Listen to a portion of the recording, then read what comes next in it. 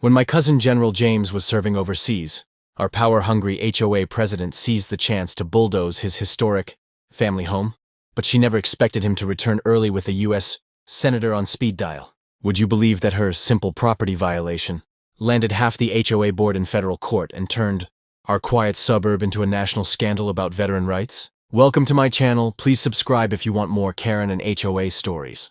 I'll never forget that morning I caught Karen Matthews taking pictures of my cousin's house. She didn't even try to hide it, just stood there in her designer workout clothes, her perfectly manicured nails tapping away at her phone screen, the same hands that voted to approve her husband's construction. Company contracts were now documenting what she called violations at James's home. "Excuse me, Karen, but what exactly are you doing?" I asked, walking up her with my coffee still in hand. I'd been watching her circle James's colonial house like a vulture for the past 15 minutes from my kitchen window. "Oh, good morning." Her fake smile could have cracked glass.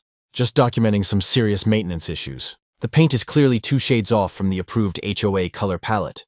And these hedges." She gestured dramatically at the perfectly trimmed bushes my cousin's daughter and I maintained every weekend. "They're at least half an inch above regulation height." I took a deep breath, reminding myself that James taught me to always keep my cool. "Karen, James is literally serving our country right now. He's a general, and this house has been in our family for 4 generations. The paint was approved 3 years ago by the previous board. Rules change, dear." She typed something into her phone. "And deployment is no excuse for letting property values drop. Did you know the community center proposal could increase home values by 30%? That was the first time I heard about any community center. I watched her take more photos, my stomach turning as I remembered how the last 3 homeowners who'd fought with Karen had mysteriously ended up with liens on their properties. I spent that afternoon going through every HOA document I could find, hidden in the meeting minutes from last month. There it was, a proposal for a state-of-the-art community center, right in the middle of our block, right where James's house stood. The next week was a blur of certified letters arriving at James's house, each one citing more ridiculous violations. The brass knocker that survived 2 world wars was suddenly not in compliance. The rose bushes his daughter planted before his deployment were deemed invasive species. I tried calling James, but military communications were restricted during his current operation. All I could do was send emails I wasn't sure he'd get in time. Each day, more HOA board members drove by slowly, taking notes. I installed security cameras after I caught Karen's husband measuring the property line at midnight with a flashlight. The final straw came when I spotted Karen leading a group of suited investors on a tour of our street. "This entire area will be transformed," I overheard her say. "The outdated structures will be removed, starting with that eyesore." She pointed directly at James's house. That night, I called James's daughter Sarah at college. "Something's wrong," I told her. "I think they're planning something big. And your dad's deployment makes his house an easy target." "But Dad's supposed to be home in 2 weeks, Sarah said, her voice shaking. "They can't just take our house, right? All our family photos are there, Mom's garden, everything." I wanted to tell her it would be fine. But Karen had already survived 3 lawsuits from other homeowners. She knew exactly how to work the system. As I hung up the phone, a certified letter arrived. The HOA was calling an emergency. Meeting tomorrow night to vote on the community center proposal. My heart stopped when I read the fine print. They'd scheduled it exactly 13 days before James's return date. 1 day short of the 2-week notice. Required for deployed service. Members under federal law. Karen had done her homework. And I realized with growing horror that this wasn't just about property values or community centers. This was personal, and she'd been planning it for months. I locked James's front door that night, unable to shake the feeling that these might be the last few hours this house would still belong to our family. On the wall, a photo of James receiving his first command caught my eye. He'd taught me that battles are won with strategy, not just strength. As I walked home, Karen's porch light snapped on. She stood in her doorway in a silk robe, watching me with that same glass-cutting smile. "Better take pictures?" she called out sweetly. "For the memories." Little did she know, I was already forming a battle plan of my own. I woke up to the sound of heavy machines rumbling down our street at 6:30 a.m. Through my bedroom window, I saw 3 yellow bulldozers and a large dump truck headed straight for James's house. My heart started racing as I threw on my shoes and grabbed the folder of legal documents. I'd been keeping close since Karen started making threats. The morning fog hadn't even lifted when I ran outside, still in my pajamas. Karen was already there in her designer workout clothes, tapping away on her iPad with that fake smile she always wore. 2 police cars were parked nearby, She'd planned this whole thing. "Stop!" I yelled, running up with James's deployment papers in my hand. "This house belongs to an active service member." "You can't do this!" My hands were shaking as I held up the power of attorney documents James had given me. Karen just laughed and kept tapping on her iPad. "Oh, sweetie," she said, not even looking up. "The board had an emergency meeting last night.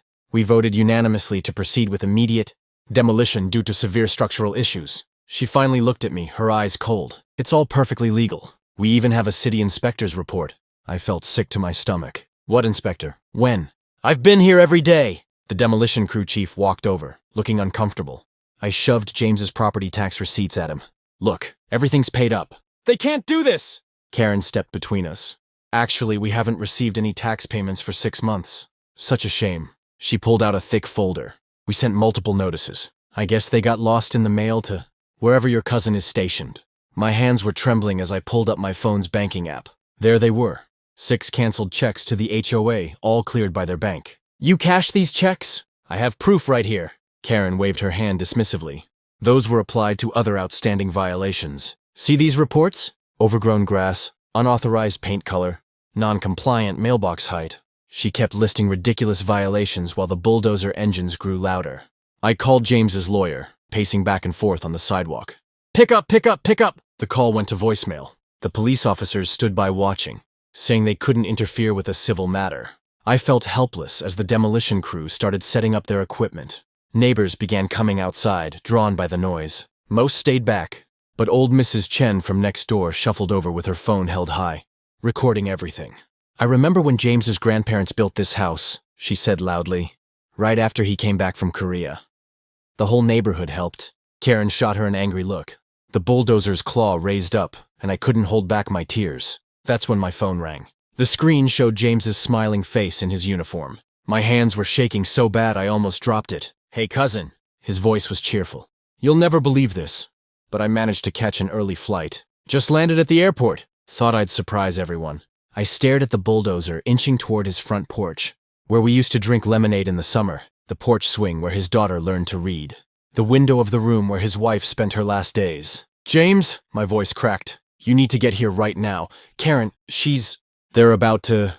The crunch of wood splitting cut me off as the bulldozer's claw took its first bite out of our family's history. Behind me, Karen was already on her phone too. "Yes, honey, they're starting now. Make sure your crew is ready to break ground for the community center next week. The permits? Don't worry about those. I've got it all handled." The roar of the bulldozer drowned out everything else as I watched my cousin's life being torn apart, praying he would make it in time.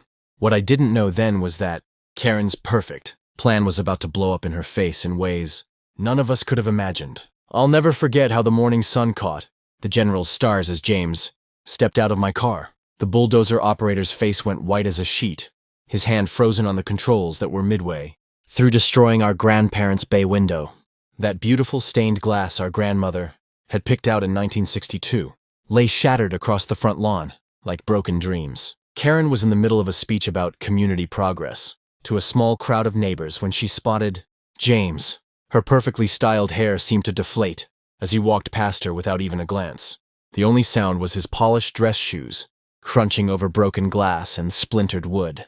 I watched my cousin, who had faced down warlords and terrorists, bend down to pick up his daughter Emma's first ballet trophy from the wreckage. The gold plastic dancer was snapped in half. He tucked it gently into his uniform pocket, his face calm but his eyes burning with the kind of quiet fury I'd only seen once before, when he got the news about his wife's cancer.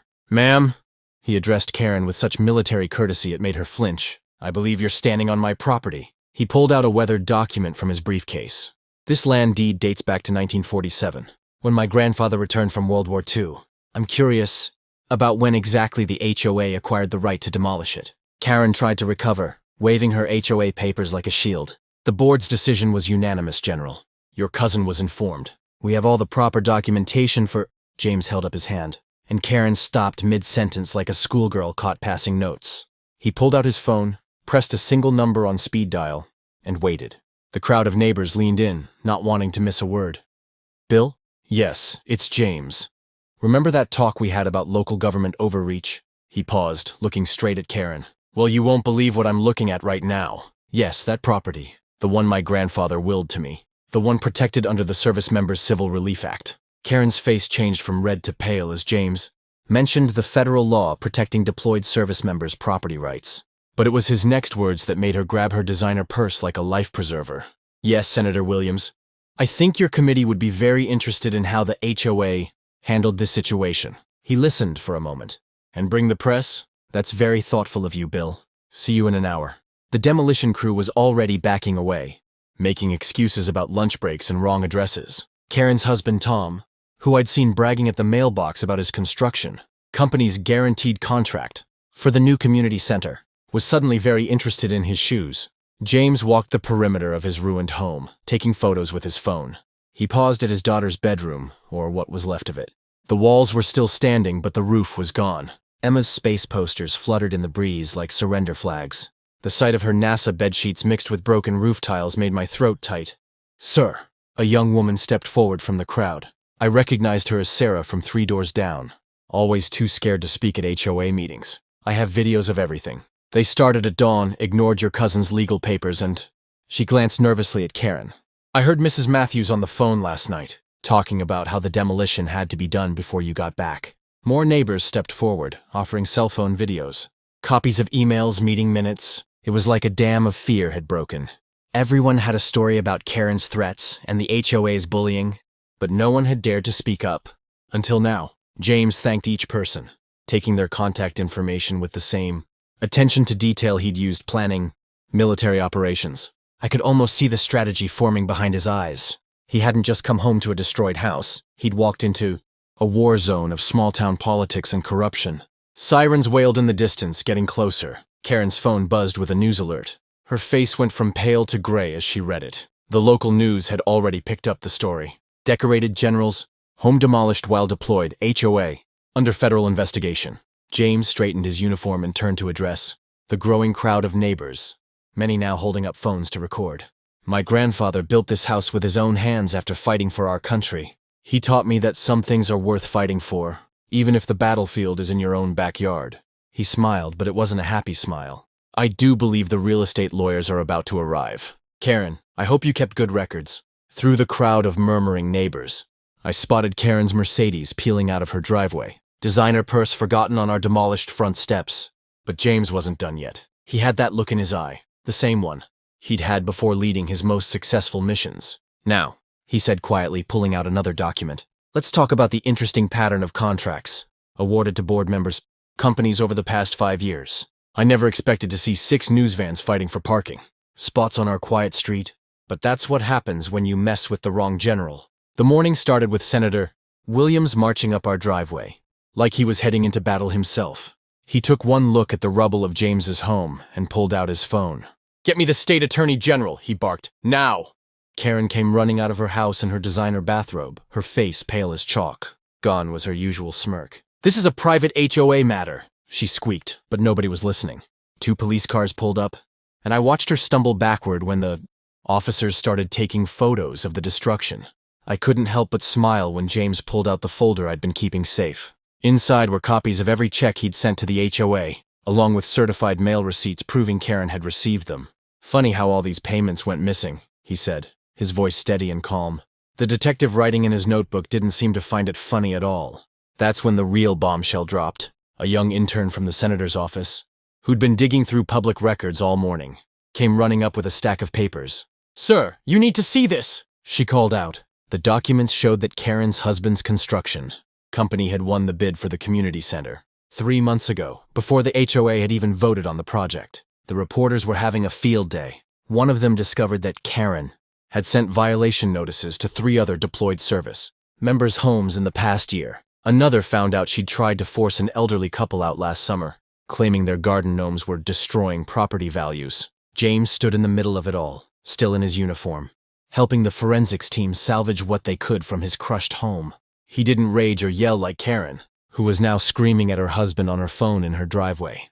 Instead, he carefully placed each recovered photo and medal in evidence bags, telling the story behind each one to the growing crowd of neighbors who'd come to support him. That's when Karen made her biggest mistake. She marched over, waving a thick HOA rulebook. Page 394 clearly states that the board has emergency powers to remove hazardous structures, she shouted. The crowd went silent. James turned to her slowly, and in that moment, I saw why he'd risen to the rank of general. "Karen," he said quietly, "my great-grandfather built this house after returning from World War II. He used his own 2 hands to lay these bricks you just crushed. Tell me, what was the emergency?" She opened and closed her mouth like a fish out of water. The cameras were rolling. Everyone waited. Then Bill, who'd been our mailman for 20 years, stepped forward. "I have something you all need to see," he said, pulling out his phone. He'd taken a video yesterday of Karen and her husband walking around James's property, measuring and marking spots. "They were talking about where the gym would go," Bill said. This was before any vote happened. The state attorney general himself arrived, just as Karen's husband pulled up in his Mercedes. He took one look at the scene and tried to drive away, but a police car was already blocking his exit. Inside his briefcase, they found the real smoking gun, blueprints for the community center dated 2 months before. James's house was even marked for demolition. But Karen had one last desperate card to play, and none of us saw it coming. She pulled out a document that made James's face turn white. In his hand was something that could change everything, but that's a twist. That would have to wait. The crowd of neighbors grew larger. News helicopters circled overhead, and in the middle of it all, James's teenage daughter Sarah arrived home from school. She stood at the edge of what used to be her bedroom, clutching her backpack, and asked the question that would break the internet. "Dad, where are all my letters from when you were deployed?" I watched. Karen's face turned ghost white as the FBI agents walked into the emergency HOA meeting. She tried to grab her designer purse and run, but they already blocked both exits.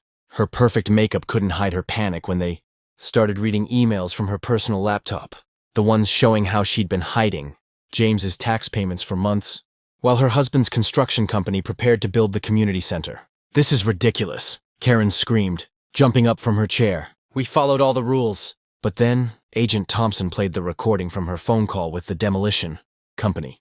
"I don't care if the paperwork isn't final yet. Tear it down before he gets back. We'll sort out the details later." The whole room gasped. Mrs. Johnson, who'd lived next door to us for 20 years, started crying. "You told us he'd abandoned the property," she said to Karen. "You said his taxes hadn't been paid in years." James stood quietly in the corner, still in his uniform, holding his daughter's cracked ballet trophy. He hadn't said a word since the agents arrived. He didn't need to. The evidence spoke for itself. The FBI had found everything: fake violation notices, backdated board meetings that never happened, and even checks from James that Karen had hidden in her home office. The local news crews outside were having a field day. "HOA president faces federal charges in veteran property scheme," was already running across the bottom of every TV screen in town.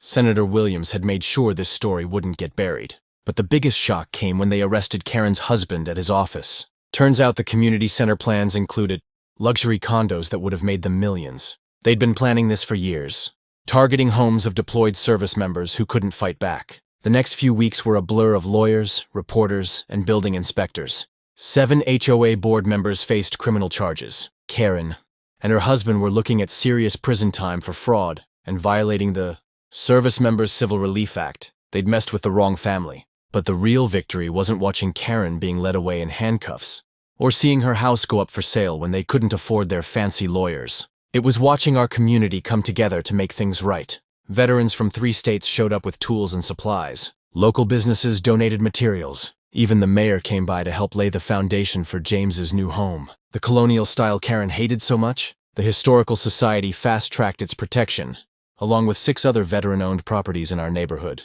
Today, I'm sitting on James's new front porch, watching his daughter Sophie practice ballet in the yard. The house looks almost exactly like the old one, but better, built with love by people who understand what service and sacrifice really mean. There's a new wall in the kitchen where Sophie's height marks are growing, right next to the shadow box holding pieces of the old house we managed to save. Karen's community center never happened. Instead, that land became a memorial park honoring local veterans. Sometimes when I walk by, I see families having picnics where Karen wanted to put her luxury condos. Sophie loves the playground equipment, donated by the same construction companies that turned down Karen's sketchy contracts. James never brags about how he brought down a corrupt HOA board. He just smiles when new neighbors ask about the small piece of his old front door hanging beside his medals. "It's a reminder," he tells them, "that home is worth fighting for." The FBI investigation is still ongoing, and they've found similar schemes in other neighborhoods. But here's the thing that really gets me. Last week, I saw Karen's son helping at the Veterans Food Bank downtown. He looked me in the eye and said, "I'm sorry for what my parents did. Maybe that's the best victory of all." Knowing that sometimes justice comes with a chance for healing. I never expected our story to change so many lives. But that's exactly what happened after a video of Karen's arrest went viral. My phone started ringing nonstop with calls from military, families across the country sharing similar HOA horror stories.